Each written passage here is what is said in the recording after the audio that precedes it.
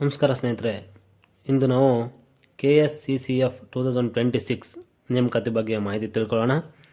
ಈ ವಿಡಿಯೋದಲ್ಲಿ ಏನೇನು ಹೇಳ್ತೀನಿ ಅಂದರೆ, ಪೋಸ್ಟ್ ಎಷ್ಟಿದೆ, ಎಲಿಜಿಬಿಲಿಟಿ ಯಾರ್ಯಾರು ಆಗ್ತಾರೆ, ಮತ್ತು ಲಾಸ್ಟ್ ಡೇಟ್ ಮತ್ತು ಅಪ್ಲೈ ಮಾಡೋಕ್ಕೆ ಯಾವ ಡೇಟ್ ಲಾಸ್ಟು ಅದು, ಮತ್ತು ಅಪ್ಲೈ ಪ್ರೋಸೆಸ್, ಮತ್ತು ಅದನ್ನೆಲ್ಲ ಅರ್ಥ ಮಾಡ್ಕೊಂಡ್ಮೇಲೆ ಯಾವ ಸಿಲೆಬಸ್ ಪ್ರಕಾರ ನಾವು ಓದ್ಕೊಂಡ್ರೆ ಈ ಹುದ್ದೆನ ಪಡ್ಕೋಬೋದು ಎಂಬುದನ್ನು ತಿಳ್ಕೊಳ್ಳೋಣ.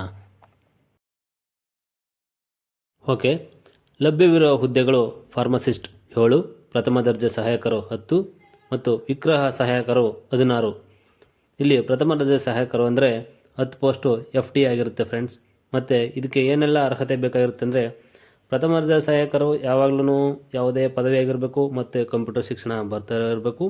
ಮತ್ತು ಫಾರ್ಮಸಿಸ್ಟ್ ಡಿಪ್ಲೊಮಾ ಇನ್ ಫಾರ್ಮಸಿ ಅದರಲ್ಲಿ ತೇರ್ಗಡೆ ಆಗಿರಬೇಕು. ವಿಗ್ರಹ ಸಹಾಯಕರು ದ್ವಿತೀಯ PUCನ ತೇರ್ಗಡೆ ಆಗಿರಬೇಕು ಫ್ರೆಂಡ್ಸ್. ಇದೆಲ್ಲದಕ್ಕೂ ಕಾಮನ್ ಆಗಿ ಕಂಪ್ಯೂಟರ್ ಶಿಕ್ಷಣ ಕಡ್ಡಾಯವಾಗಿ ಇರಲೇಬೇಕು.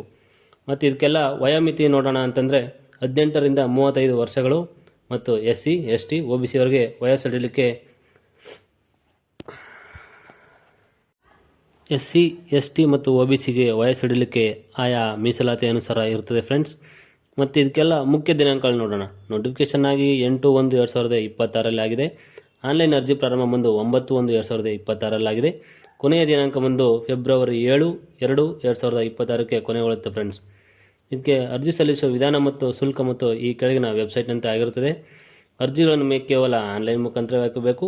ಮತ್ತು ಅಂಚೆ ಮತ್ತು ನೇರ ಅರ್ಜಿಗೆ ಇಲ್ಲಿ ಯಾವುದೇ ಅವಕಾಶ ಇರೋದಿಲ್ಲ ಫ್ರೆಂಡ್ಸ್.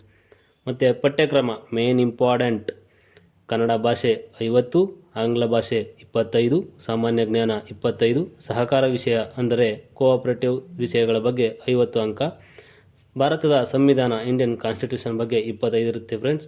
ಪ್ರಚಲಿತ ಘಟನೆಗಳು 25 ಇರುತ್ತೆ ಫ್ರೆಂಡ್ಸ್. ಹೀಗೆ ಇನ್ನೂ ಹೆಚ್ಚಿನ ಉದ್ಯೋಗ ಮಾಹಿತಿಯನ್ನು ತಿಳಿಸಿಕೊಡ್ತೇವೆ. ನಮ್ಮ ಸ್ಮಾರ್ಟ್ ಸೈಬರ್ ಅಕಾಡೆಮಿಯನ್ನು ಸಬ್ಸ್ಕ್ರೈಬ್ ಮಾಡಿ ಮತ್ತು ಲೈಕ್ ಮಾಡಿ.